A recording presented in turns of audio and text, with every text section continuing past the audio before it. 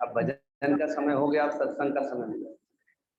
भजन गाना हो तो 3 बजे आ जाइए, 4 बजे तक भजन गाइए। तो श्री परमात्मने नमः। ओम श्री गुरुवे नमः। ओम श्री गणेशाय नमः। ओम नमो भगवते वासुदेवाय। गुरुर्ब्रह्मा गुरुर्विष्णु गुरुर्देवो महेश्वर, गुरुर्साक्षात् परं ब्रह्म तस्मै श्री गुरुवे।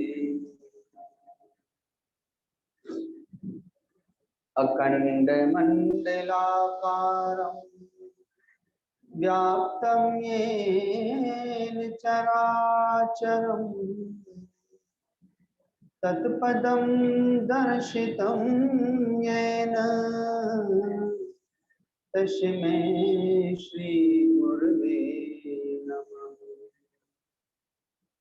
ध्यानमूलं गुरुर्भूति पूजामूलं गुरुर्पदम्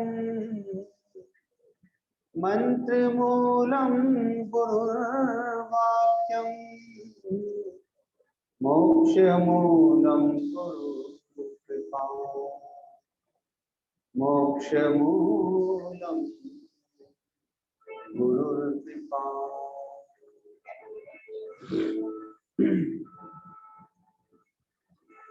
आज राधाष्टमी, भगवती राधा जी का आज अवतरण दिवस है।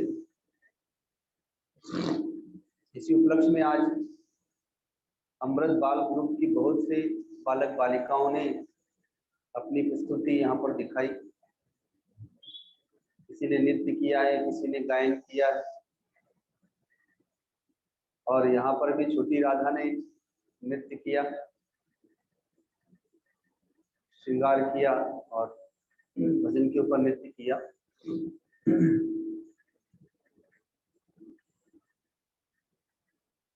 भगवान श्री कृष्ण के प्रेम की जो धारा है वही भगवती राधा जी। त्रेता युग में भगवान श्री राम के अवतरण के समय में महात्मा भरत जी, जो भगवान श्री राम के प्रेम में, विरह में एक दिव्य भाव के साथ में जीवन व्यतीत करते हैं। भगवान श्री राम के प्रेम की धारा ही भरत जी है। जो भगवान राम में ही सदा रत है वही भरत है।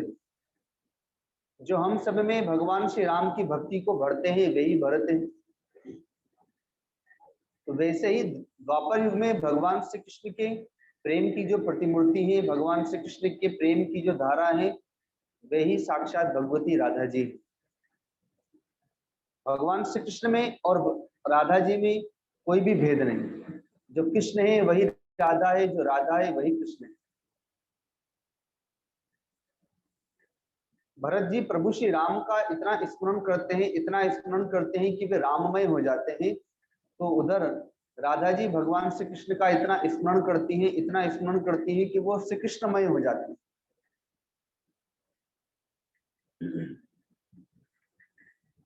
उनका चित्त कृष्णमय है, उनका हृदय कृष्णमय है। वो भगवान से निष्काम प्रेम करती है। किसी ने प्रश्न किया है कि मोह को दूर कैसे किया जाए, तो मोह जीव से किया गया है और मोह में स्वार्थ होता है। तो जहां पर स्वार्थ है वहां पर मोह है, और जहां पर स्वार्थ नहीं है वहां पर प्रेम है। प्रेम में स्वार्थ नहीं होता। जब भगवान से मोह हो जाता है तो वहां पर स्वार्थ चला जाता है। भगवान में मोह नहीं, अभी परिवार में मोह है, और परिवार में मोह होने के कारण से स्वार्थमय जीवन है। भगवान में मोह हो जाएगा तो संसार से मोह, परिवार से मोह दूर हो जाएगा। और ये भजन इसीलिए कराया जाता है। भजन करने से परमात्मा में मोह होता है, परमात्मा में आसक्ति होती है। क्योंकि हम संसार का भजन करते हैं, हम परिवार का भजन करते हैं, तो परिवार का भजन करने के कारण से परिवार में आसक्ति हो गई। संसार का भजन करते हैं तो संसार में आसक्ति हो गई। जब परमात्मा का भजन करेंगे तो परमात्मा में आसक्ति होगी।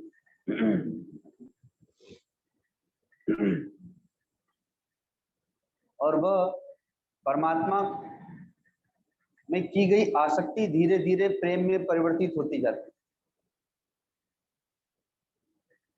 और जहां प्रेम होता है वहां पर फिर स्वार्थ नहीं होता है, वहां पर फिर परमार्थ होता है। भगवती राधा जी भगवान श्री कृष्ण से निष्काम प्रेम करती हैं। मानस में भी आया है कि जा ही न चाहिए कबहू कछु, तुम सन सहज सने। जिसको आपसे कुछ नहीं चाहिए लेकिन फिर भी वो आपसे सहज स्नेह करता है, सहज प्रेम करता है। परिवार में ऐसा होता है क्या? परिवार में सबको किसी न किसी से कुछ चाहिए। माता पिता को बाल बच्चों से चाहिए, बाल बच्चों को माता पिता से चाहिए। सहज स्नेह नहीं है, सहज प्रेम नहीं है, स्वार्थ है। पति को पत्नी से, पत्नी को पति से, भाई को भाई से, मित्र को मित्र से, सब आपस में। इसलिए कहा गया है कि सुरनर मुनि सब के यह रीति, स्वार्थ लागी करई सब प्रीति। अरे देवताओं को भी जब आप कुछ देते हैं तभी वो आपका काम करते हैं, उनको भी आपसे स्वार्थ है। तो संसार तो स्वार्थमय है, स्वार्थ के वशीभूत होकर एक दूसरे से बंधे हुए हैं। स्वार्थ भी है और मोह भी है, छोड़ा भी नहीं जाता। लेकिन परमात्मा से, संत से अगर मोह हो जाए तो वो प्रेम में बदल जाता है, और वह भी निष्काम प्रेम में। और वहां पर स्वार्थ नहीं होता है, वहां पर परमार्थ होता है। भगवान से, संत से जब प्रेम होगा तो वहां पर फिर स्वार्थ नहीं होगा, परमार्थ होगा। अभी तो परमात्मा के पास भी, संत के पास भी हम स्वार्थ की बात करते हैं। गुरुजी बेटे की शादी नहीं हो रही है, भगवान से प्रार्थना करते हैं कि बेटा बहू की गोद भर जाए, घर में एक पोता आ जाए, बेटे की खूब बढ़िया नौकरी लग जाए, पढ़ाई लिखाई अच्छी करे और इसकी बढ़िया सर्विस लग जाए। तो परमात्मा के पास में अभी हम स्वार्थ में हैं, क्योंकि हम परिवार के मोह में हैं, स्वजनों के मोह में हैं। जब परमात्मा से प्रेम हो जाएगा तो फिर परमात्मा से प्रेम होते होते निष्काम प्रेम में परिवर्तित हो जाएगा। फिर वहां पर परमार्थ होगा कि भगवान से भी फिर भगवान को ही मांगेंगे, भगवान से फिर भक्ति को मांगेंगे, ज्ञान को मांगेंगे, वैरागी को मांगेंगे, अपनी मुक्ति मांगेंगे। तो राधा जी भगवान के निष्काम प्रेम की प्रतिमूर्ति है।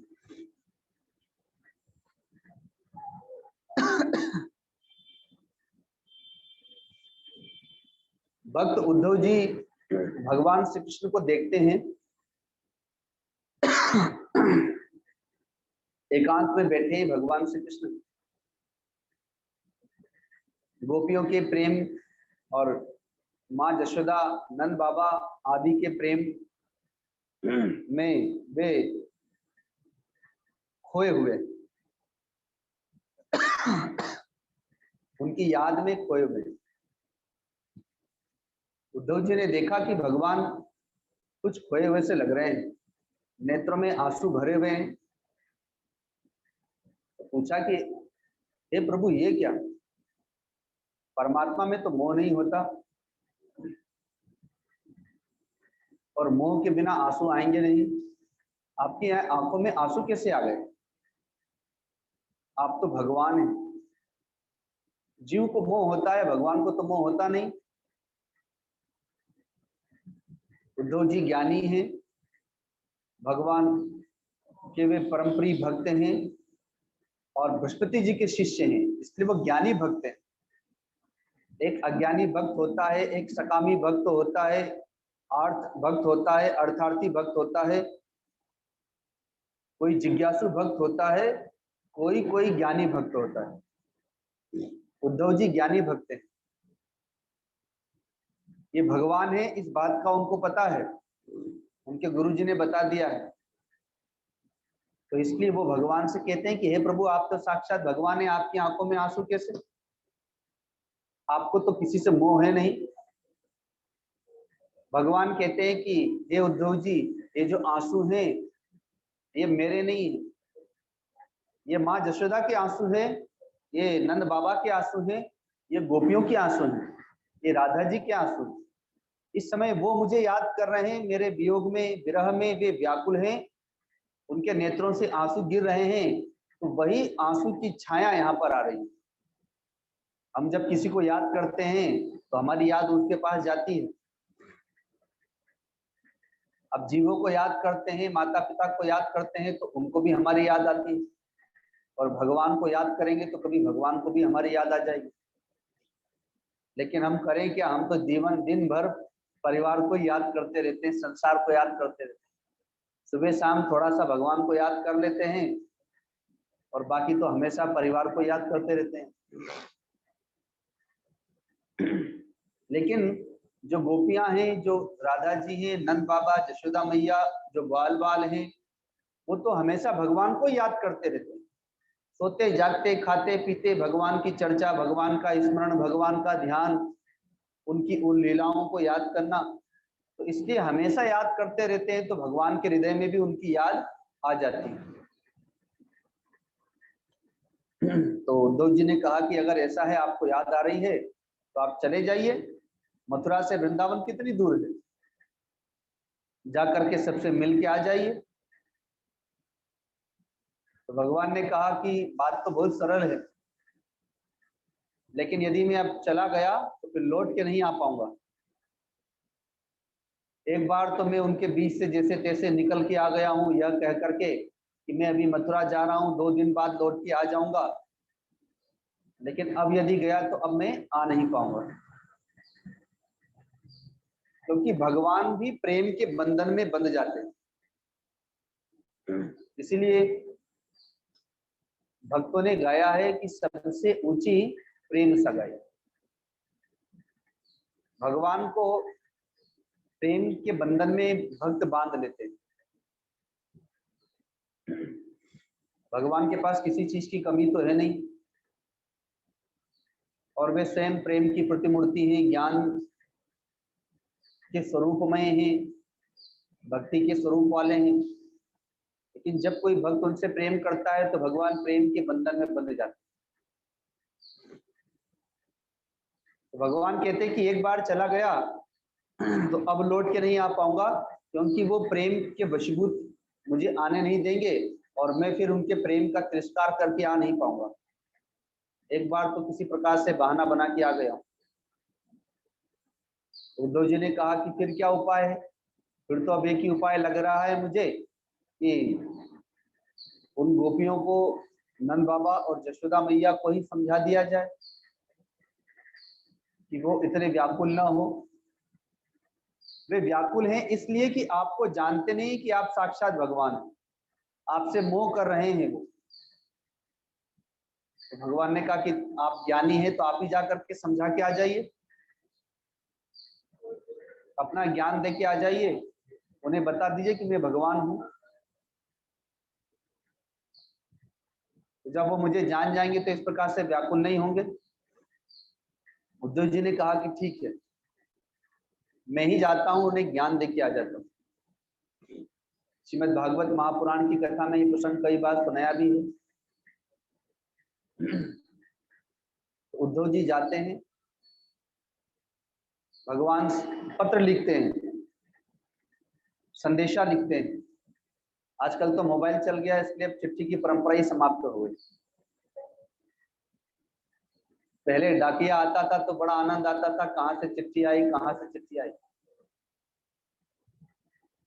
और उस पत्र को जब प्राप्त करते थे तो बड़ा आनंद आता था, देखो देखो क्या लिखा है, बेटी की चिट्ठी आई है कि माँ की चिट्ठी आई है कि बहन की चिट्ठी आई है, क्या संदेशा भेजा है। अब मोबाइल हो गया तो अब तो हर पल बेटी के पास तो बहन के पास फोन चलता रहता है, जैसे सत्संग में भी चलता रहता है मोबाइल। उद्धव जी चिट्ठी लेकर के, पत्र लेकर के चल दिए। भगवान को याद आया कि मैंने गोपियों के लिए संदेशा तो दे दिया, लेकिन जशोदा मैया नंद बाबा के लिए तो कुछ लिखा ही नहीं।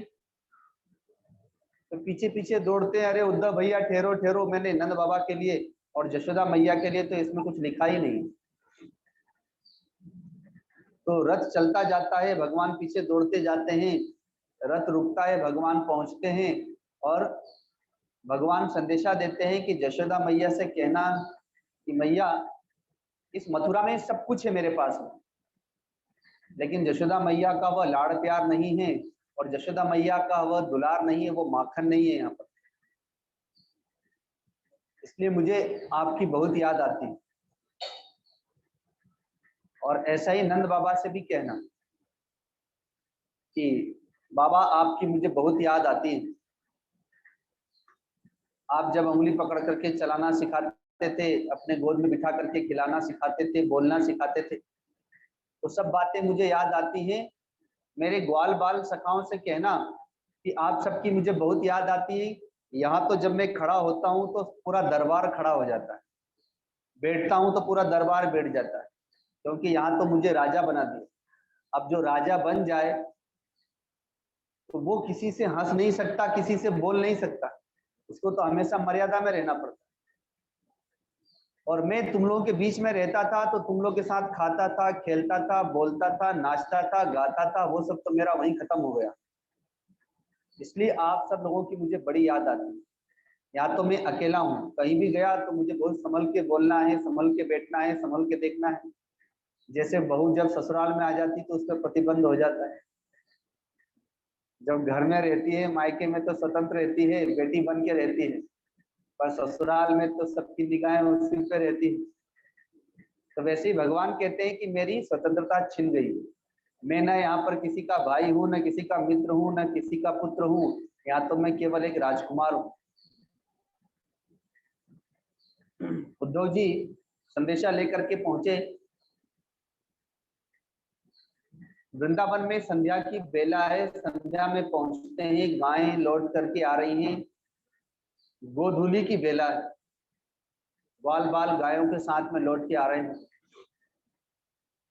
तो उद्धव जी के रथ को जैसे ही देखा तो उस समय के जो छोटे बाल बच्चे थे वो सब दौड़ करके पहुंच गए। जैसे पहले गुरुजी आया करते थे तो सारे बच्चे लोग दौड़ करके घेर लेते थे गुरुजी।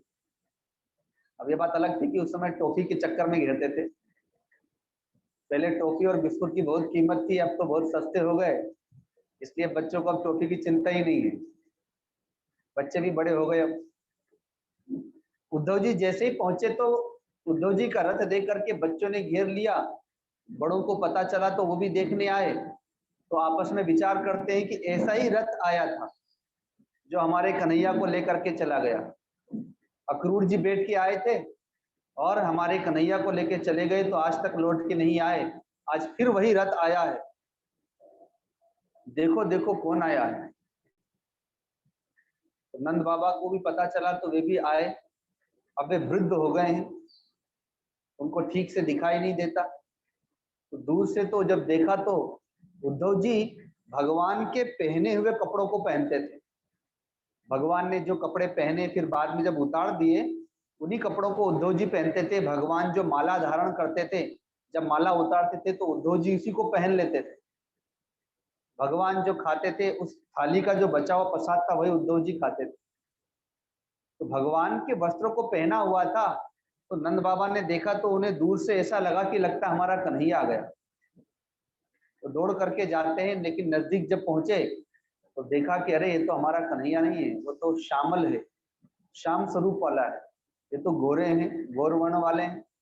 तो बलराम भी नहीं है, कन्हैया भी नहीं, तो कौन है? पूरा कृष्ण के समान वेशभूषा धारण कर रखी। उद्धव जी ने अपना परिचय दिया कि मैं आपके कृष्ण का मित्र हूँ, उद्धव हूँ, और आपके लिए संदेशा लेके आया हूँ। तो उद्धव जी को वे अपने घर में लेकर के गए, यशोदा मैया से मिलाया, उनको भोजन प्रसाद पवाया। उसके उपरांत जब वे भोजन प्रसाद के उपरांत जब बैठे तो आपस में चर्चा करने लगे। तो नंद बाबा ने कहा कि हे उद्धव जी, हमारे कन्हैया तो अब मथुरा के राजा हो गए। पहले तो वे हमारे लल्ला थे, लेकिन अब तो वहां के राजा हो गए, राजकुमार हो गए। तो अब तो बड़े बड़े मंत्री, महामंत्री, सभासद उनके आगे पीछे चलते हैं, बड़े बड़े सेनापति। कोई सामान्य व्यक्ति तो वहां तक पहुंच नहीं पाएगा, मिल नहीं पाएगा। जैसे प्रधानमंत्री, राष्ट्रपति, उनके पास पहुंचना कोई आसान बात तो है नहीं। और वे हमेशा राजनीति में, राज के कार्य में लगे रहते हैं। तो वे सकुशल तो हैं, माँ देवकी, वसुदेव जी आदि सकुशल तो हैं, उनका स्वास्थ्य सब ठीक तो है। हे उद्धव जी, आप ये बताएं कि कभी हमारे कन्हैया हम लोग को याद करते हैं? ये जो वृद्ध है, ये उनकी माँ है, जिन्होंने उनको पाल पोस के बड़ा किया है। और ऐसा कहते हुए वो उन लीलाओं को याद करने लगते थे कि बचपन में कन्हैया ऐसे थे, बड़े नटखट थे, मटकियां फोड़ देते थे, चोरी करते थे, माखन छीड़ चुरा लेते थे। तो वो सारी लीलाओं को बताना प्रारंभ कर देते हैं। कभी रोते हैं, कभी हंसते हैं, कभी गाने लगते हैं उन लीलाओं के अनुरूप। कभी यशोदा मैया बोलने लगती है कुछ बातों को, और ऐसे ही करते करते रात बीत जाती है। कभी उद्धव जी कुछ बोलना चाहते हैं, लेकिन तब तक नंद बाबा बोलना शुरू हो जाते हैं। जब नंद बाबा बंद करते हैं, तब तक यशोदा मैया बोलना प्रारंभ कर देती हैं, और ऐसे करते करते रात बीत जाती है। जैसे अभी आप लोगों को रोकना पड़ा, एक भजन शुरू हुआ तब तक दूसरी तैयार हो गई, दूसरा खत्म हुआ तब तक तीसरी तैयार हो गई। तो भजन तो आप लोगों के पास कोई कम है नहीं, समय कम है। तो वैसे ही नंद बाबा और यशोदा मैया भगवान के प्रेम में, भगवान के विरह में, भगवान के भाव में इतने भरे हुए हैं, उनका चित्त कृष्णमय है कि कब रात बीत गई उनको पता भी नहीं चला, भगवान की चर्चा करते करते। जब ससुराल से बेटी लौट करके मायके आती है, तो माँ और बेटी, और अगर बहन हो तो तीनों मिल करके चर्चा करते करते रात बीत जाती। तो वैसे ही वहां पर रात बीत गई। सुबह हुई, गोपियों को पता चला, ग्वालों को पता चला, सब मिलने के लिए आए उद्धव जी से। उद्धव जी ने नंद बाबा और यशोदा मैया को प्रणाम किया। तो प्रणाम करते हैं कि अब आपको कोई भजन करने की आवश्यकता नहीं है, आपका जो कृष्ण का स्मरण है वही आपका भजन है। अरे भजन का मतलब क्या होता है? भगवान को याद करना। अब याद करने के लिए चाहे जप के माध्यम से याद करो, चाहे भजन के माध्यम से याद करो, चाहे पाठ पूजा के माध्यम से याद करो, चाहे सत्संग के माध्यम से याद करो, चाहे जैसे भी याद करो, बस भगवान को याद करो। तो कहा कि अब आपको कोई भजन करने की आवश्यकता नहीं, कोई तपस्या करने की आवश्यकता नहीं, क्योंकि आपका चित्त तो कृष्णमय हो गया है, और भगवान से आपको इतना प्रेम हो गया है कि हमेशा आपको उन्हीं की याद में लगे रहते हैं। किसी माँ का बेटा खो जाए, 2 दिन 4 दिन बीत जाए, पता न चले कहाँ गया, तो माँ को ना नींद आती है, ना भूख लगती है, ना प्यास लगती है, 24 घंटे बेटे की याद में लगी रहती है। खाती पीती है, 1-2 दिन के बाद जबरदस्ती लोग खिलाते हैं, पिलाते हैं, सुलाने का प्रयत्न करते हैं, लेकिन उसका चित्त अपने बेटे में ही लगा रहता है। वैसे ही माँ यशोदा और नंद बाबा का चित्त भगवान श्री कृष्ण में ही लगा है। खाते पीते सोते जागते वो कृष्णमय हो रखे हैं। गोपियों को पता चला कि उद्धव जी आए हैं, भगवान का संदेशा लेके आए हैं, तो चारों ओर से घेर लिया गोपियों ने। कहाँ है वो पाती, कहाँ है वो चिट्ठी, कन्हैया ने हमारे लिए क्या संदेश भेजा है, क्या संदेश भेजा है। तो उद्धव जी सबको समझाते हैं कि ठहरो ठहरो, और जैसे ही हाथ में चिट्ठी लेते हैं तो गोपियां छीना झपटी करने लगती हैं। उद्धव जी समझाते हैं कि अरे ठहरो ठहरो, चिट्ठी फट जाएगी, पत्रिका फट जाएगी, सब इत्मीनान से पढ़ो, अब चिट्ठी लेकर के आई गया हूँ और देने के लिए ही आया हूँ। लेकिन गोपियां प्रेम में इतनी विवल हैं, वो अनपढ़ है, उनको ये भी वो भी बात भूल गई कि हम लेके चिट्ठी करेंगे भी क्या। पहले गांव में ये भी समस्या थी, चिट्ठी आ भी गई तो पढ़ना लिखना आता नहीं था, तो अब खोजते थे कि भैया देखो तो चिट्ठी में क्या लिखा है। अगर घर में कोई नहीं तो डाकिया कोई बिठा लेते थे कि भैया चाय पी के जाना, भोजन प्रसाद करके जाना, लेकिन चिट्ठी पढ़ करके सुना जाना। क्योंकि पहले की माताएं, दादा दादी पढ़े लिखे होते नहीं थे। आजकल की माताएं मोबाइल तो दे दिया पर मोबाइल चलाना भी नहीं आता है। जो पढ़ी लिखी हैं वो तो थोड़ा समझ गई। तो गोपियां उस समय प्रेम में विवल हैं, उनको पता ही नहीं कि हम अनपढ़ हैं, चिट्ठी लेके करेंगी क्या।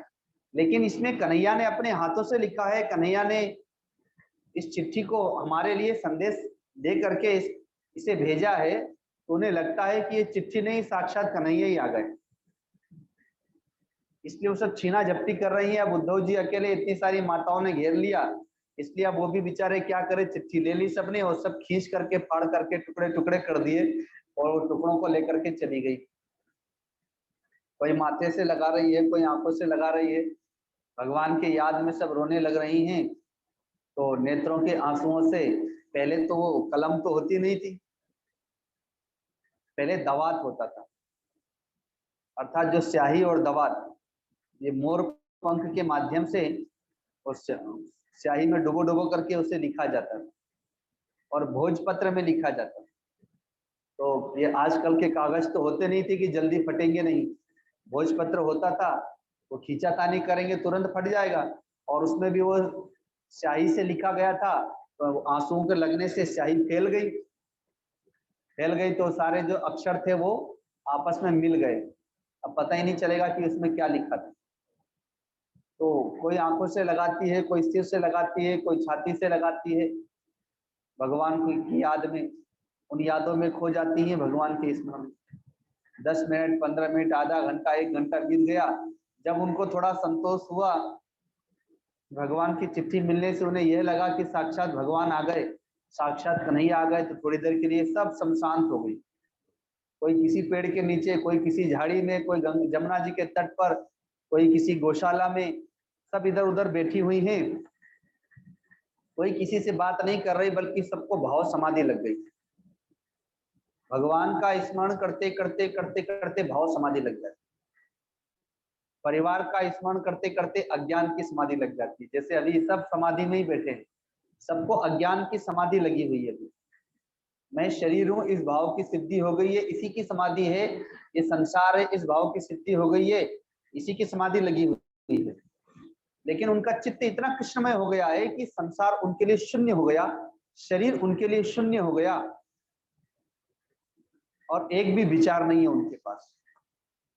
हम ध्यान करते हैं, भजन करते हैं तो विचार आते हैं ना, परेशान करते हैं, उनके पास कोई विचार नहीं। थोड़ी देर के बाद जब समाधि टूटती है, अब चिट्ठी खोल के देखती तो पढ़ना तो आता नहीं है। अब याद आया कि ले, हमको तो पढ़ना आता ही नहीं।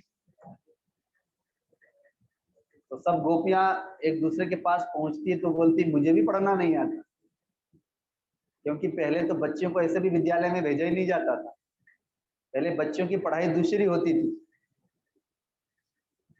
पहले घर गृहस्थी की शिक्षा दी जाती थी उनको, सास ससुर की सेवा करना, पति की सेवा करना, अतिथि का सत्कार करना, ब्राह्मणों की सेवा करना, गौ की सेवा करना। तो पहले तो यही सब शिक्षा दी जाती थी, तो इसलिए उसे विद्यालय में भेजा नहीं जाता था, विद्यालय की आवश्यकता ही नहीं थी उसके। तो कोई भी गोपियां पढ़ना जानती नहीं है, इसलिए सब चिट्ठी ले लेकर के अब उद्धव जी को खोजती हैं। तो उद्धव जी भी एक पेड़ के नीचे ऐसे बैठे हुए उदास। तो बताओ, आया था चिट्ठी लेकर के इन लोगों को भगवान का संदेशा देने के लिए, और ये तो सब चिट्ठी फाड़ दी। मैंने भी पढ़ा नहीं उसमें क्या लिखा, पढ़ लिया होता तो कम से कम पता तो रहता। अब तो चिट्ठी भी फट गई। तो सब आती है अपनी अपनी चिट्ठी लेकर के, तो उद्धव जी बोलते हैं अब क्या, अब तो चिट्ठी फाड़ दी आप लोगों ने। तो गोपियां कहती है कोई बात नहीं, हम बहुत कपड़े सिलना जानते हैं, चिट्ठी को भी सिल देते हैं। अर्थात चिट्ठी को जो टुकड़े हो गए उसको आपस में मिला करके रख देते हैं, उसको पढ़ लीजिएगा। लेकिन देखा कि वो तो आंसुओं से और पसीने से तो उसके अक्षर भी मिट गए, आपस में मिल गए। तो उद्धव जी कहते हैं कि अब क्या पढ़ेंगे इसमें, अब तो सब मिल गया है आपस में। अगर पहले मैं पढ़ लिया होता तो कम से कम आप लोगों को बिना देखे भी सुना देता कि क्या लिखा है। तो चिट्ठी तो पढ़ गई, अब क्या करें।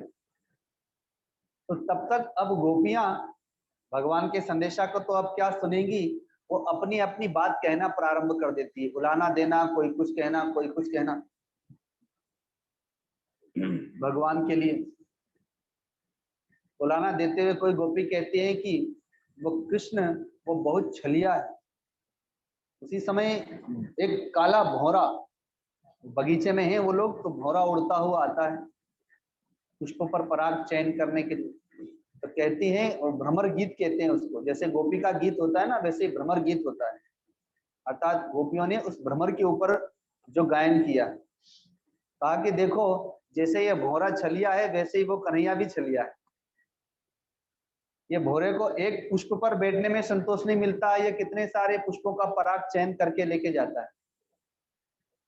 तो वैसे ही वो छलिया है, वो सब गोपियों का हृदय विदीर्ण करके चला गया है, सबको वियोग में, सबको विरह में डुबो करके चला गया। कहते हैं कि वह ऐसे छलिया है कि जब बलि के पास में, राजा बलि के पास में मांगने के लिए आते हैं तो छोटे से बोने बन करके आते हैं वामन के रूप में, और क्या कहते हैं, मुझे 3 पग भूमि दे दो। जब 3 पग भूमि देने का संकल्प ले लिया तो अपने उसी पांव से 3 पग नहीं नापते हैं। अब जब लेने का समय आया तो अपना रूप बढ़ा लेते हैं। ये तो राजा बलि सीधे साधे भगत थे, जो कहते नहीं भगवान को कि मांगते समय तो आपके छोटे छोटे पांव थे, और जब लेने को बारी आई तो इतने विशाल पांव बना लिए कि 2 ही पांव में पूरी धरती नाप ली। ये नहीं कहा कि आपने मेरे साथ छल किया। तो वो ऐसे छली हैं। तो ऐसे गोपियां भगवान की बातें सुनाना प्रारंभ करती हैं, एक चुप होती है तो दूसरी सुनाती है, दूसरी चुप होती है तीसरी सुनाती है, और उद्धव जी उसी में दिन रात बीतते चले जाते हैं, अपना ज्ञान तो उनका देने को समय ही नहीं मिल पाता है। और ऐसे करते करते 6 महीने बीत गए।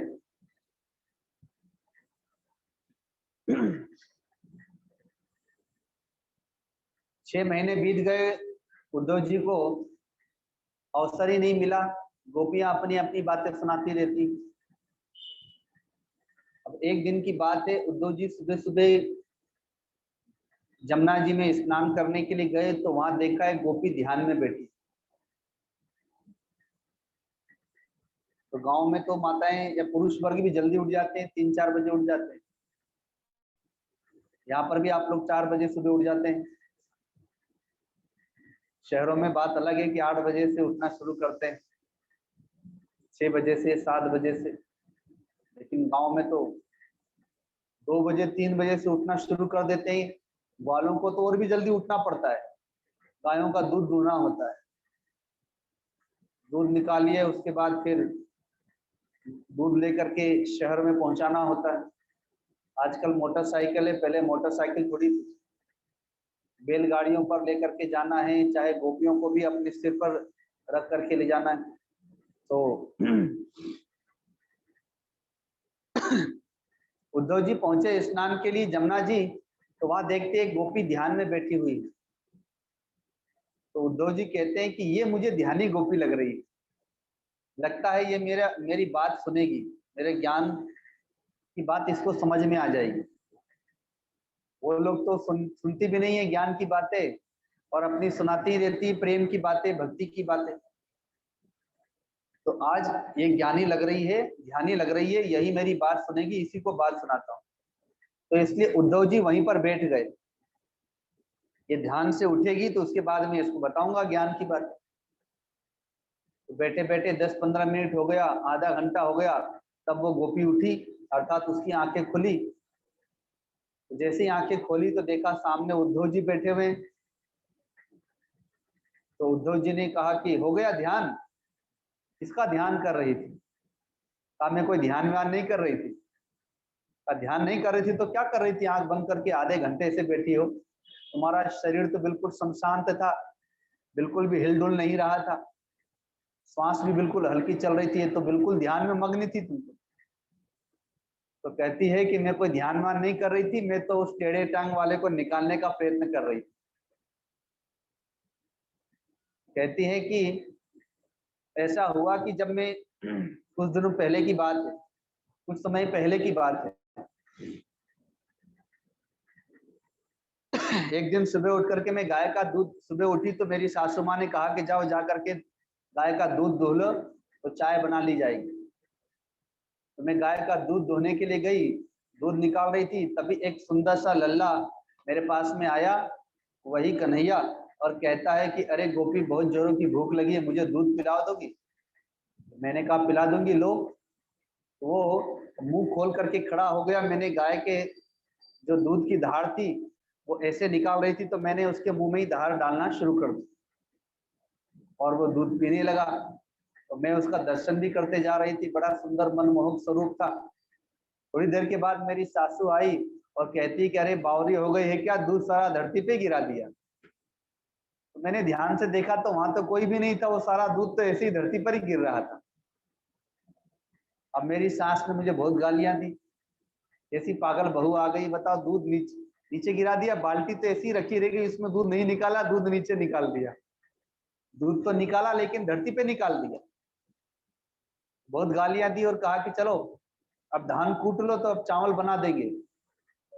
आजकल तो सीधे चावल मिल जाता है मार्केट में, पहले धान होता था किसानों के पास में, तो माताएं धान भी कूटती थी।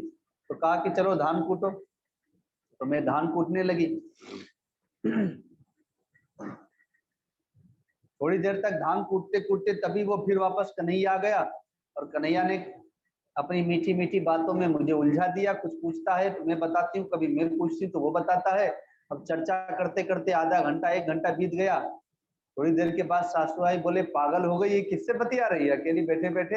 ये धान कूटने को बोला तो धान तो कूट नहीं रही, इसको छोड़ दिया और अकेली बड़बड़ा रही है पागल की तरह। फिर गालियां देना शुरू की। इधर मैंने देखा तो वहां कोई कन्हैया वनैया तो था नहीं, वो तो मेरे चित्त का भ्रम ही था। तो सासू माँ फिर गाली देने लगी कि ये तो पागल भी हो गई है, लगता है पागल बहू आ गए हैं। फिर दूसरे काम में लगा दिया, झाड़ू में, चलो झाड़ू लगाओ। फिर वैसे ही हुआ। सासू माँ ने कहा चलो ये सब छोड़ो, जाओ जल भर करके लेके आओ। तो मटकी लेकर के जमुना किनारे जल भरने के लिए आई, क्योंकि आजकल तो सरकारी नल आ गया है सप्लाई का, अपने घरों में जल आ जाता है। कहीं कहीं पर बोरिंग है तो पानी घर में ही है, पर पहले तो वो जंगलों में उनका गांव में घर है, तो या तो कुआं से जल भरना पड़ेगा और या तो जमुना जी से, नदी से जल भर के लाना होगा। तो जमुना जी जल भरने के लिए गई, तो तब तक क्या था कि सारी गोपियां जल भर के सुबह ही चली जाती। इसको तो लेट हो गया, विलम्ब हो गया है, तो लेट पहुंची। तो अब वहां पर जल तो भर लिया लेकिन उठाने वाली कोई भी नहीं, क्योंकि सारी गोपियां तो पहले ही जल भर के चली गई। अब ये चारों तरफ देख रही है कि मटका कौन उठाएगा, सिर पे इसको कौन रखेगा। तो तब तक देखती कि वही कन्हैया फिर पहुंच गया। कहता है क्या गोपी यहाँ पर अकेली खड़ी हो, क्या बात है? कहा कन्हैया सारी गोपियां तो जल भर के चली गई, अब मैं अकेली रह गई, मटका कौन चढ़ाएगा? तो कन्हैया ने कहा कि मैं चढ़ा दूंगा। बस ऐसा कह करके मैंने मटका उठाया, कन्हैया ने भी हाथ लगाया, लेकिन वहां कोई कन्हैया वनैया तो था नहीं, वो तो मेरे चित्त का भ्रम था। अकेले से मटकी उठी नहीं और हाथ से छूट के गिरी और मटका उड़ गया। अब यदि लौट के जाऊंगी तो अब तो निश्चित रूप से लाठी पड़ेगी ये सासू की। कहा कि मट जल भी नहीं लेके मटका भी फोड़ दिया। तो इसलिए अब मैं बैठी हूं और अब उस कन्हैया को ही अपने चित्त से निकाल रही हूँ, क्योंकि वो बाहर में कोई कन्हैया नहीं, वो तो मथुरा चला गया है। लेकिन मेरे चित्त में ऐसा घुस गया है कि खाते पीते सोते जागते हमेशा वही दिखाई देता है, वही याद आता है। तो इसलिए उसी को मैं निकालने का प्रयत्न कर रही हूँ, मैं कोई ध्यान नहीं कर रही हूँ। तो उद्धव जी उनके चरणों में गिर गए, क्योंकि वो साक्षात भगवती राधा जी। ये तो एक प्रसंग बनाया है, राधा जी तो नहीं होंगी, पर तो उद्धव जी चरणों में गिर गए कि सारा संसार भगवान में मन लगाने का प्रयत्न करता है कि हमारा मन लगे, भजन में मन लगे, भगवान के स्मरण में मन लगे, साधु संत जिसका ध्यान करने के लिए प्रयत्न करते हैं, और आपके चित्त में, आपके मन में भगवान ऐसे बैठ गए कि आपको बाहर निकालने का प्रयत्न करना पड़ रहा है। जहाँ सारे लोग अपने चित्त में, अपने मन में भगवान को लाने का प्रयत्न करते हैं और आप भगवान को निकालने का प्रयत्न कर रही हैं। इतना भगवान से प्रेम हो गया आप, तो ऐसा कह करके वो चरणों में गिर जाते। तो उद्धव जी के ज्ञान के गुरु बृहस्पति जी हैं, लेकिन प्रेम की शिक्षा तो उन्होंने राधा जी से ही प्राप्त की, निष्काम प्रेम की भगवान से। तो जब उद्धव जी भगवान श्री कृष्ण के पास से जा रहे थे तो बड़े ज्ञानी बन करके गए थे, ऐसा ज्ञान दूंगा, ऐसा ऐसी शिक्षा दूंगा, ऐसी विद्या दूंगा।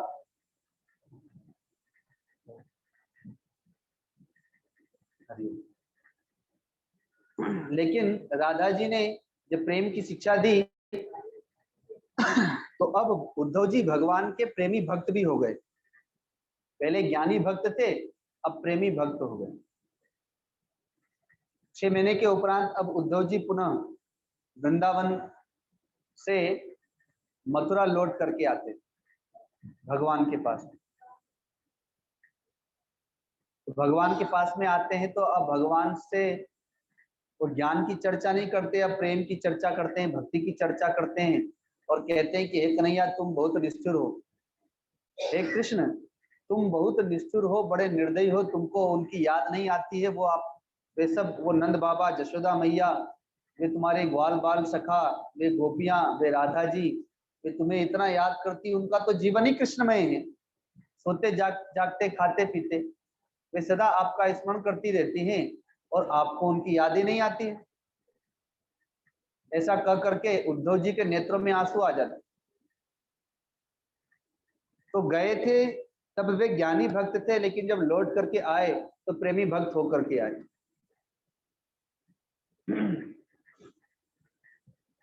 अब वे भगवान के प्रेम में स्वयं ही प्रेमी हो गए, स्वयं ही विरही हो गए, क्योंकि अब उनका चित्त भी कृष्णमय हो गया। पहले ज्ञानमय था, लेकिन वो जो ज्ञान था वो विद्वानों का ज्ञान था, वो शास्त्रीय ज्ञान था, ज्ञान का पूर्ण अनुभव नहीं था, अभी ज्ञान की अभी सिद्धि नहीं थी।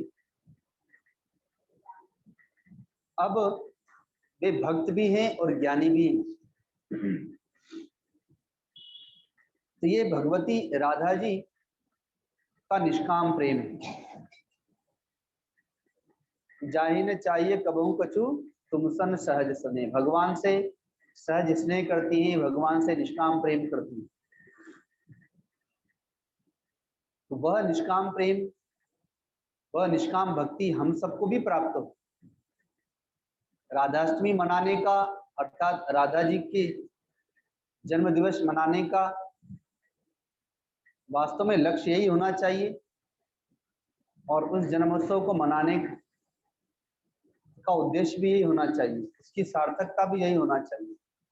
उनके पास में जो भगवान की भक्ति है, उनके पास में जो निष्काम प्रेम है, वह हमारे पास में भी आए, हमें भी वह निष्काम प्रेम प्राप्त हो, हम भी भगवान के प्रेमी भक्त बने, जिस प्रकार से राधा जी। ब्रज 84 कोष की यात्रा में हम लोग जब गए तो ऐसे बहुत सारे दर्शन थे, जिन दर्शनों में राधा जी और भगवान श्री कृष्ण की जो लीलाएं हुई हैं, जो वहां पर उन स्थानों पर जाने को अवसर मिला। और जगत में प्रेम की उपासना की जाती है, जगत में प्रेम को ही बड़ा माना जाता है, इसीलिए कहा ना कि सबसे ऊंची प्रेम सगाई। अब पूरे संसार में कहीं भी भगवान श्री कृष्ण का मंदिर है तो भगवान श्री कृष्ण के साथ में राधा जी का भी मंदिर है, राधा कृष्ण। द्वारिका में भगवान श्री कृष्ण के पास में राधा जी नहीं है, तो वहां पर दूसरा कोई भी नहीं है, अकेले ही खड़े हैं द्वारिका में। रुक्मणी जी का मंदिर नहीं है उनके साथ में, मूर्ति नहीं है उनके साथ। 108 16,108 रानियां, जिसमें 8 मुख्य पटरानियां हैं। उन मुख्य पटरानियों में से किसी का भी वहां पर किसी की मूर्ति नहीं है, भगवान श्री कृष्ण अकेले ही वहां पर।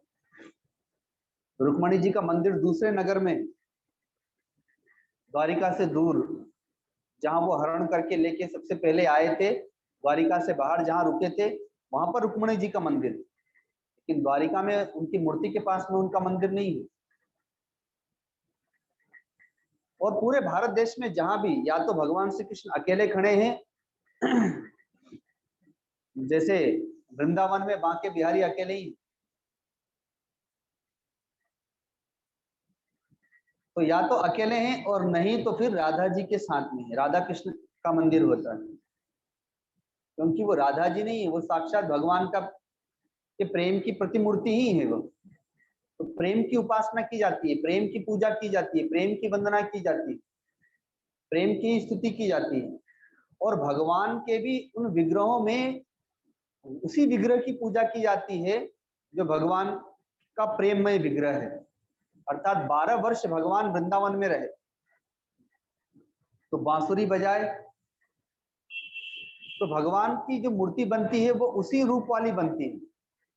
भगवान द्वारिका चले गए तो भगवान ने सुदर्शन चक्र भी उठाया, पर कहीं पर मूर्ति नहीं है भगवान का सुदर्शन चक्र हाथ में लिए हुए, अपवाद को छोड़कर। गीता जी का ज्ञान दे रहे हैं तो कहीं भी गीता जी का ज्ञान देते हुए मूर्ति नहीं है, एक कुरुक्षेत्र में होगी, अन्यथा ऐसी मूर्ति कहां देखने को मिलती। सब जगह भगवान खड़े हैं, उनका तिरछा चरण है, बांसुरी लिए हुए, अर्थात ये प्रेम की प्रतिमूर्ति है भगवान की। तो प्रेम की उपासना की जाती। तो ठीक वैसे ही जो राधा जी को मानता है, जो राधा जी की उपासना करता है, तो हमारे भीतर में जो प्रेम है ना भगवान के प्रति, वो प्रेम ही राधा जी है। जो हमारी आत्मा है वही श्री कृष्ण है। कृष्ण जो है वो हमारी आत्मा के रूप में हम सब में व्याप्त है। आत्मा है वही परमात्मा का अंश है, परमात्मा ही श्री कृष्ण है। तो श्री कृष्ण ही आत्मा के रूप में हम सबके हृदय में विराजमान है, और जो हमारे पास में प्रेम है वही राधा जी। तो राधा जी को मानना, उनकी उपासना करना, अर्थात अपने प्रेम को जागृत करना। यदि हम भगवान से प्रेम नहीं करते तो हम राधा जी को नहीं मानते।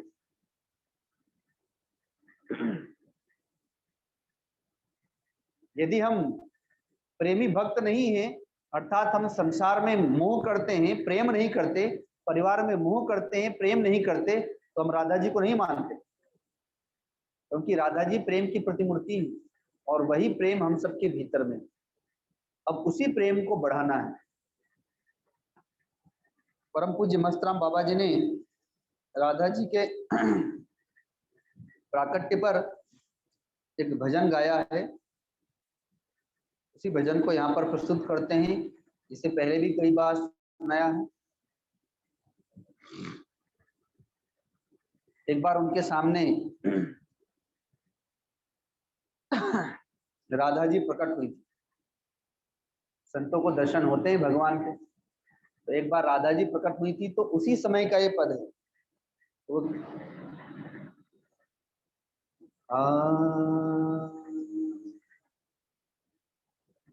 प्रगट भई राधिका, प्रकट भई राधिका, प्रकट भई राधिका, प्रकट भई।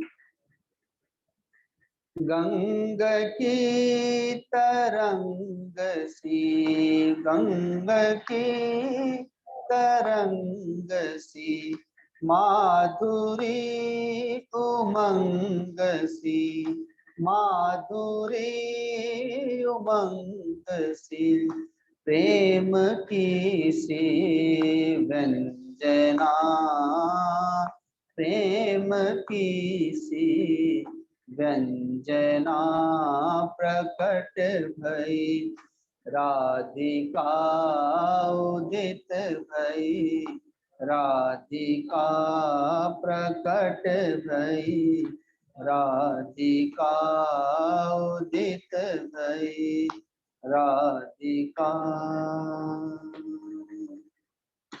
कामधेनु दुग्ध सी भावमयी मुक्तसी, कामधेनु दुग्धसी भावमयी मुक्तसी, रास की पर काशिका, रास की पर काशिका प्रकट भई, राधिका उदित भई, राधिका प्रकट भई, राधिका उदित भई। विरह विलासिनी वृंदावन वासिनी, विरह विलासिनी वृंदावन वासिनी, कृष्ण चंद्र चंद्रिका, कृष्ण चंद्र चंद्रिका उदित भई। बालिका को ले आओ, भजन पूरा हो जाएगा। उदित भई राधिका प्रकट भई, राधिका कारुण्य लहराने, विराग राग बरसाने, कारुण्य लहराने, विराग राग बरसाने, कीर्ति की दोहिता, कीर्ति की दोहिता प्रकट भई, राधिका उदित भई, राधिका प्रकट भई, राधिका उदित भई,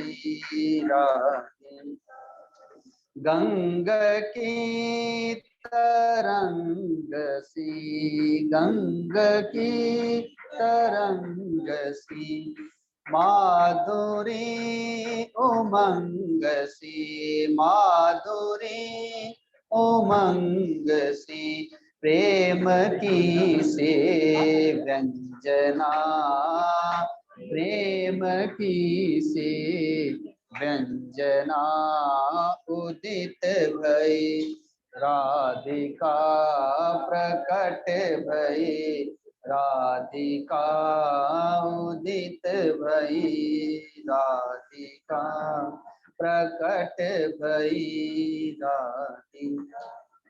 विरह विलासिनी वृंदावन वासिनी, विरह विलासिनी वृंदावन वासिनी, कृष्ण चंद्र चंद्रिका, कृष्ण चंद्र चंद्रिका प्रकट भई, राधिका उदित भई, राधिका प्रकट भई, राधिका उदित भई, राधिका प्रकट भई, राधिका उदित भई, राधिका।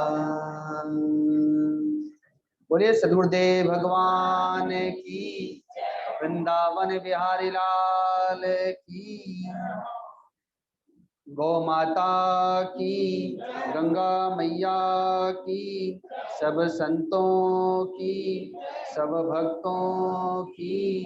ओम नमः पार्वती पते हर हर महादेव।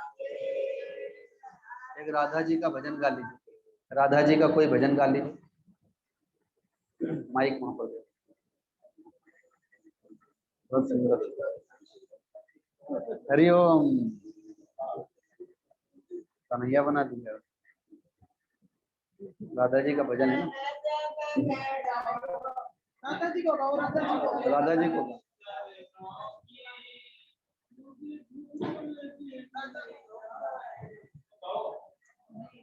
जिसको पूरा आता हो राधा जी का भजन गाइए, हंसी मजाक मत करिए, गंभीरता से जो जिसको राधा जी का भजन आया वो गाइए। हाँ ठीक है।